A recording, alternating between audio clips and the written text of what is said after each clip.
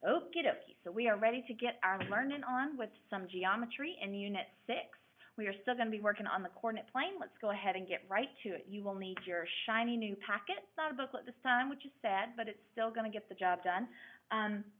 We are going to be talking about distance formula, so you'll need your packet, your pencil. I'm using a pen just so the camera can see it a little bit better. And also you will definitely need a calculator today. We recommend this one because it plays nicely with radicals a little bit better than some of the others, but whatever you've got will work, I'm sure. So let's go ahead and turn to page 2. We don't have anything to put in our glossary this time, but we do have one little definition. Basically, though, distance in math is the same as distance outside of the math classroom. It just tells us how far apart two things are. Now, when we're working on the coordinate plane, we're usually going to be looking at the distance between 2 points or 2 ordered pairs. So we are just talking about distance today.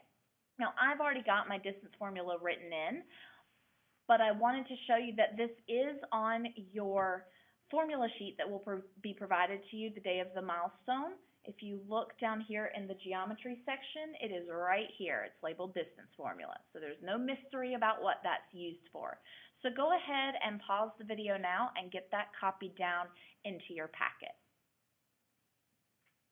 Okay, so we're going to use this formula real quick just to show you how to find the distance between 2 points if all you have is the ordered pairs. Because we know how to find the distance if it's a nice horizontal line or a vertical line, we can just count the points. But if you have just ordered pairs, it may not be as easy. Or if you have sort of a slanted line, that it's not as easy to just count boxes. So then we need this formula. So to use this, first of all, we're going to call this point 1 and this point 2, which means if this is my x value, this is my x sub 1, and this one is my y sub 1, because that's the y value. In the second ordered pair, I've got an x and a y, but it's my second ordered pair, so that's my x sub 2, and this is my y sub 2. I like to label them just because it makes the plugging into the formula process a little bit easier, and there's less chance of mistakes. So distance is the square root, and then I put x sub 2, which is negative 2, minus x sub 1, which is 3, and I square it, plus y sub 2, which is 4, minus y sub 1, which is negative 2, and I square that. Okay, now before I get started kind of following my order of operations here, I'm going to clean this up just a little bit because I have this minus a negative, which is ugly, but I know that that is the same as adding the inverse, so I can change that, and now it's just 4 plus 2. All right, so order of operations says we take care of parentheses first, which means everything else is going to stay the same, but I'm going to go in here and say negative 2 minus 3 is negative 5.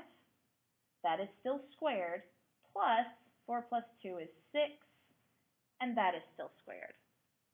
All right, now we can take care of those exponents. It's all still under this radical, but negative 5 squared is positive 25, because negative 5 times negative 5 is 25, plus 6 squared is 36. Okay, now my next step is going to be to do this addition. 25 plus 36 is 61, so now I have the square root of 61. Now, to get an approximation, because this is going to be an irrational number, which means it's going to be a decimal that goes on forever and doesn't really repeat, but square root of 61 doesn't really tell us much about how long the distance is between these 2 points. So we want to get an estimation. So here's where the calculator comes into play.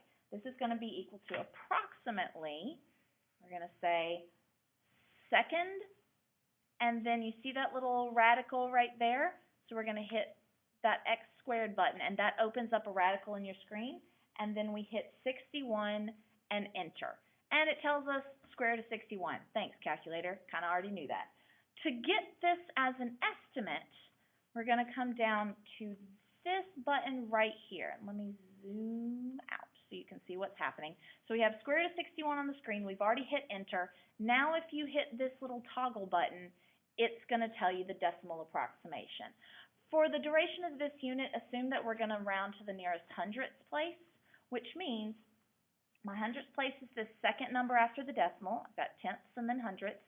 We look at the number right behind it. If it is less than 5, then this stays the same. 0 is definitely less than 5, so I'm going to round this to 7 and 81 hundredths.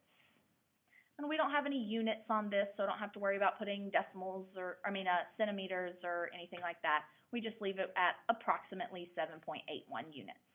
Okay? All right, so let's real quick go through one where you have a picture. Now, one option is to find the ordered pair for this and the ordered pair for this endpoint of this line segment, and use the formula as shown. The other thing you can think about, though, is this really is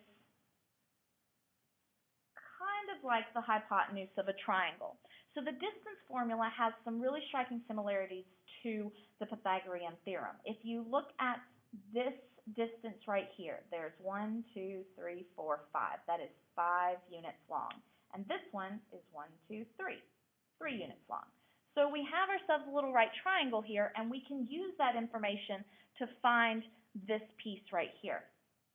So the Pythagorean theorem says a squared plus b squared equals c squared. Well, we'll say this is a and this is b, and I'm looking for my hypotenuse c. So that's 3 squared plus 5 squared, and I want to know c squared. 3 squared is 9, 5 squared is 25, and 9 plus 25 would be 34 equals c squared. Now here's where the square root comes into play, because to undo this c squared, I need to take the square root of both sides of my equation, because in solving equations, anything you do to one side needs to be done to the other. That leaves me with my c, which is what I'm looking for. And again, square root of 34, not a perfect square, so I'm going to have to do second and my x squared button to open up a new radical, enter 34 and hit enter, and then toggle it to get an estimate. This time, again, we have a 0 right there in the thousandths place, so that means this is approximately 5.83, or 5 and 83 hundredths is the distance of this line. Now, if you want to go back in and say this is 0.21, and this ordered pair is -3, 4, when you plug those into that distance formula, it will come out to the exact same thing, because when you subtract that y2 minus y1, 4 minus 1 is 3, -3 minus 2 is -5, but -5 squared is 25. So you end up with the same exact information. And you can experiment with that, and we will practice some more in class tomorrow. Have a great night.